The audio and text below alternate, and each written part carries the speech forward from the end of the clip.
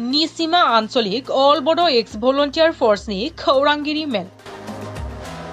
चिरां जिल्लानि बेन्दोंआव थानाय खैला मैला ओनसोलनि थाइसबिल दावहारु ब्रिजनि साखाथियाव इं 1989 मायथाइयाव निसिमा हालामनि आलादा रायजो बड'लेण्डनि सोरजिनि थाखाय दावहा नांनानै थैलांनाय मुंख्लंफोरनि सोमोन्दै सावरायनायजों लोगोसे खौरांगिरि मेल खुंफुंदों निसिमा आंचलिक अल बड' एक्स भलन्टियार फर्सआ।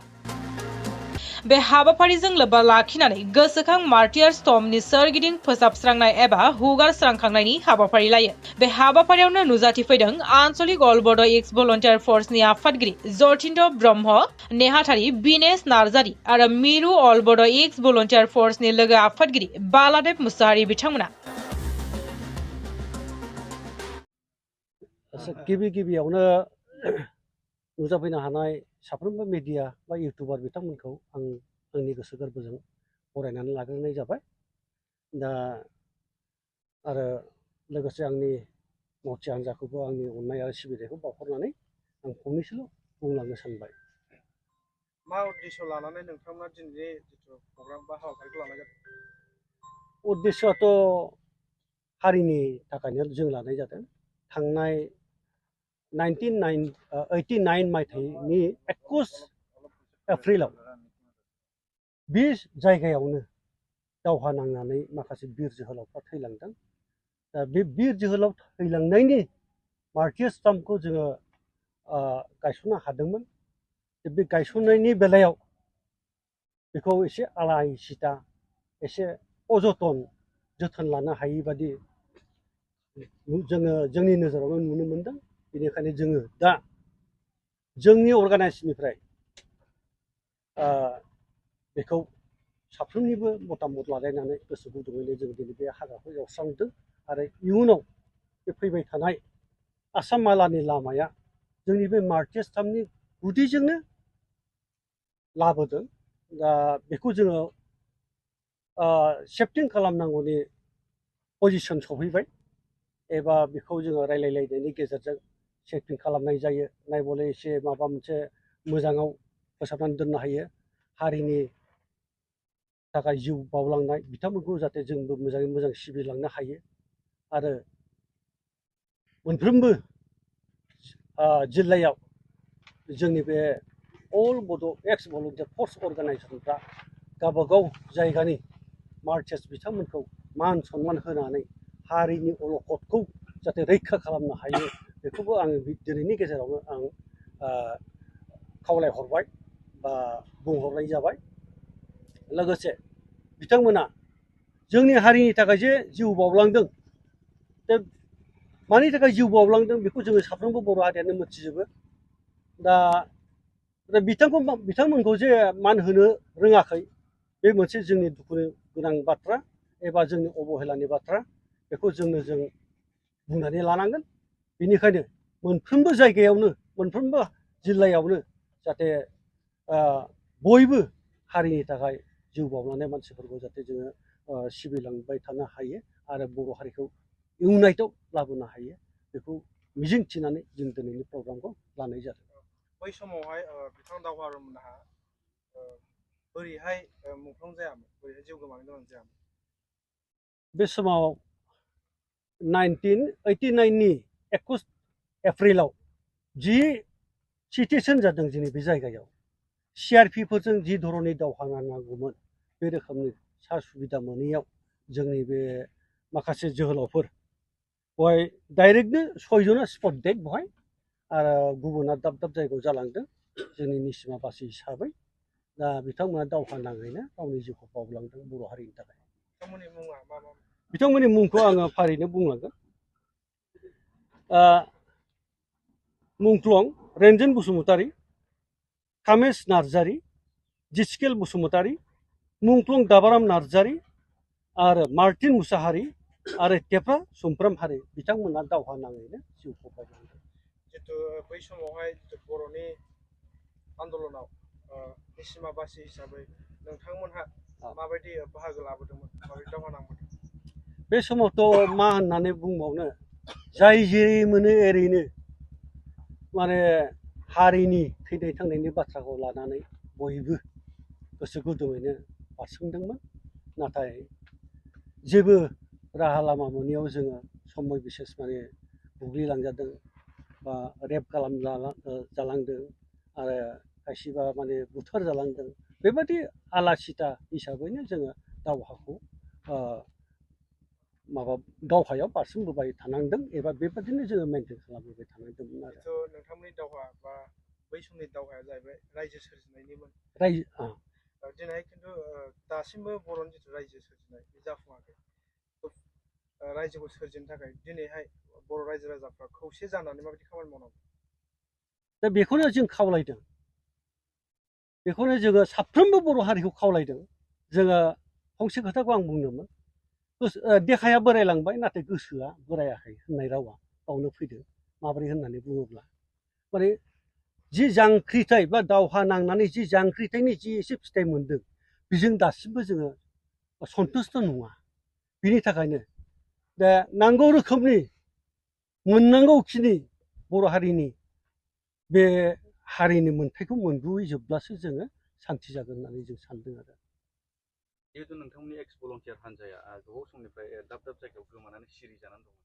दिनै एसे गाबोन एसे नुनायाव ओरैबायदि जों नुबाय नेशनेल पलिटिक्सखौ नोजोर होयोब्ला नेशनेल सेन्ट्रेलाव माबायदि खालामनो नागिरदों दिनै इउनिफर्म सिभिल कोड लाबोनायनि खोथा बुंदों दिनै इन्डियानि कनस्टिटिउसनखौ बिसोरो अनेक आर्टिकेलखौ दिनै खालामनानै मावगासिनो दं अनेक आर्टिकेल चेन्ज खालामनो नागिरदों जों खोनाबावदोंसो थारमाने बिसोर इन्डियान कनस्टिटिउसनखौनो सोलायनानै शास्त्रजों सोलिनो नागिरनाय बायदि जों माने खोनादों आरोखि दिनै बनसुआ दाख्लै आन्दलन खालामनो थांबाय बिसोरखौ पारमिसन होआखिसै खिन्थु डेम'क्रेसि कान्ट्रियावथ' जोंहा डेम'क्रेसि भाबै जोंनि गांनाय उखैनायखौ बुंनो थाखाय जोंहाथ' राइट्स दंमोन जोंखौथ' बेखिनि खालामनो बा जोंखौ प्रदर्शन खालामनोथ' जोंनो पारमिसन होथारनांगौ बेथ' खुनु पध्य बे माने गणतन्त्र देशआव बे जिनिसा डेम'क्रेसि देशआव बे जिनिसा खुनु दिन नङा आरोखि जोंनाथ' राजतन्त्र नङाथ' जोङो 1947आव जों डेम'क्रेसि जों उदां जादों जोंनि मोन्थायफोरखौ जोंहा बुंनो थाखाय जोंहा इन्डियान कनस्टिटिउसनाव जोंनो बिदि फ्रिडम होखादों फान्डामेन्टेल राइट्सखौ जों बिनो थाखाय थ' दिनै जोंनि गांनाय उखैनायखौ जों बुंनो मोनाब्ला जों बेखौ डेम'क्रेसि होननानै मारै साननानै लागोन आरोखि दा बे बिथिङाव जों सिन्था खालामदों दा बेफोरबायदि राजनितिकनि थाखाय जोंनि दिनैनि माबाया दिनैसिमबो जोंनि बर'नि एकर्डआ दिनैसिमबो फुलफिल बा साफिसियेन्ट जाबोआखै आरो परबर्ती जे दा मुभमेन्ट खालामनो नागिरनायाव जों बिदि होबथा जादों बेहायथ' बिराद गाज्रि जेनेबा जोंनि जाथिखौ सोखावना होनायसो दा डाइरेक्टलि बिसोर फैया जोंनि मानसिखौनो बाहायनानै जोंनि मानसिजोंनो होबथा होनाय बेफोरबायदिया सोलिबाय थादों आरोखि दा बेखौ जों नोजोर होनाया बेल' जों खावलायगोन बिनिफ्राय जे भलन्टियार फर्सआ गिबिसिन आन्दलन खालामनायाव जों स्टार्ट खालामबोदों उपेन्द्रनाथनि दैदेननायाव दा जोङो बिथांनि नामखौनो लानानै जों दिनै ओंखारफिनदों आरो दिनै बर'नि जेखि दल संगठन जाया बिथांनि नामखौनो सिगाङाव दोननानै जों मावनो ओंखारबोयो दा बिथांनि आइडियलजिखौनो होसोनानै बिनि इनकमप्लिट माखासे ड्रिमखौ आरोखि इनकमप्लिट ड्रिमखौ जोङो मावफुंफिननो होननानै जिहेतु मोनसे समाव जोङो बन्डेडमोन जोङो समायखिरा लाबोदोंमोन जे बर' जाथिखौ जों गमामायैनो जोंनि रायजोबो दागोन जोंनि बाउन्डारिबो जों फिक्स खालामगोन होननानै बिनि थाखायनो जों उपेन्द्रनाथ ब्रह्मनि आद्रा थानाय सिमांखौ जाफुंसार होनायाव जों जेखि खस्थ' मोना जों बे खस्थ'खौ सहायनानै दिनैनि दुंहाव बारहावा बा जोंखौ गेब्लेहोनाय जे राजनितिक दं जों बिथांमोनखौबो खावलायनानै रायलाय लास्ट टाइमनि थाखाय खेबसे बर' जाथिखौ जोङो खावलायनो नागिरदों जे डेम'क्रेसि भाबै जों जि मुभमेन्टखौ खालामनो नागिरदों जोंखौ बांद्राय होबथानो नाङा जोङो बन्द' सन्द' खालामनाय बुग्लुं सुग्लुं लानानै सिलाय थिलाय लानानै गनद्राय गनसि लानानै जों बेबायदि खालामनो नागिराखै जोङो जास्ट जों माने डेम'क्रेटिक भाबै जोङो प्रदर्शन खालामनो नागिरदों जोंनि माने मोननांगौआ जों दासिमबो मोनाखै जोंखौ फुलफिल खालामनानै हो जोङो इन्डिजिनियास पिपल अफ इन्डिया बे हिसाबै जोंनि मोन्थायखौ फान्डामेन्टेल राइट्सखौ बा जोंनि ट्राइबेलनि जि मोन्थाय दङ कनस्टिटिउसननि आन्दाराव बेफोर मोन्थायखौ जोंनो हो जोंनो जे 6 सिडुलखौ जोंनो हगारखानानै होबाय जोंनो 6 सिडुलखौ इन्जय खालामनो हो बेफोरखौ जोंनो मानो होबथा खालामदों दा बिनि थाखाय बिराद गुरै खावलायनाय आरोखि दिनै नैबे जिनिसखौ जों नोजोर बोनानै नुनो मोनदों बनसुआ दिनै बर' जाथिनि इस्युखौ लानानै ओंखारबोनायाव दिनै पुलिस मिलिटारिनि बिदि प्रब्लेमखौ मोनबाय थायोब्ला दिनै बनसु बलिते